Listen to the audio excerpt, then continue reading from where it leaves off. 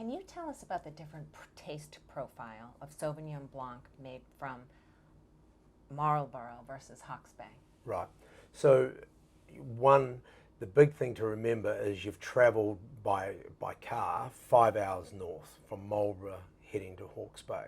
So if you look where you live at the moment and then look at your climate compared to 5 hours north or south, straight away you can see some difference in climate. So climate has a big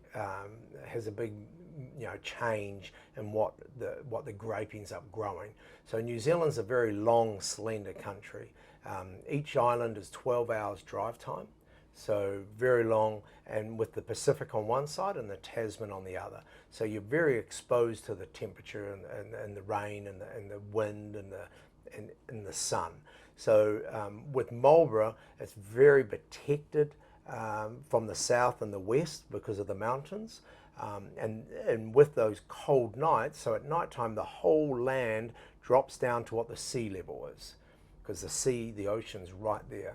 But with the high hills, you get some of the snow and etc. on there, so you tend to get a higher acidity with really grapefruit, grassy, really pungent sometimes. If you don't get your fruit ripe, it can be a little tomato, a little jalapeno, where this one's very ripe, so you tend to get a hint of tropical, just a little small amount, maybe in a little bit of grapefruit in your palate. When you move north to Hawke's Bay, you tend to have a lot more subtropical. So the Hawke's Bay grape growing horticultural region is larger, because of all the apples and all the rest. So you don't tend to have the influence from the mountains as much as you do in Marlborough. Marlborough is a lot tighter, so Hawke's Bay, the influence is the ocean.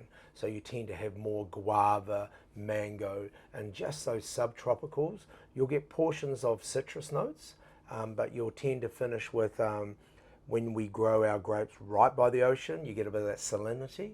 And when we grow them in the hills, you tend to get a bit of chalkiness. So very different, and really neat. Like you pointed out, Marlborough is the Sauvignon Blanc region.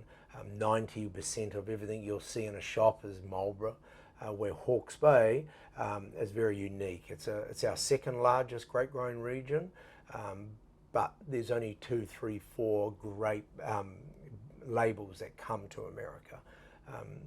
They don't tend to come here because of the influence that Marlborough has. Wairarapa, on the other hand, is in between them. So Wairarapa, its taste profile is a bit like Marlborough, but then it has parcels of the Hawke's Bay. But Wairarapa only makes up 1% of New Zealand market. Oh, right. Do you see Hawke's Bay as a developing area for Sauvignon Blanc? Yeah, no, totally. I think the last 3 years, it's been really interesting to see the growth of our Hawke's Bay brand. People have really taken it on board. They really are excited because it's different.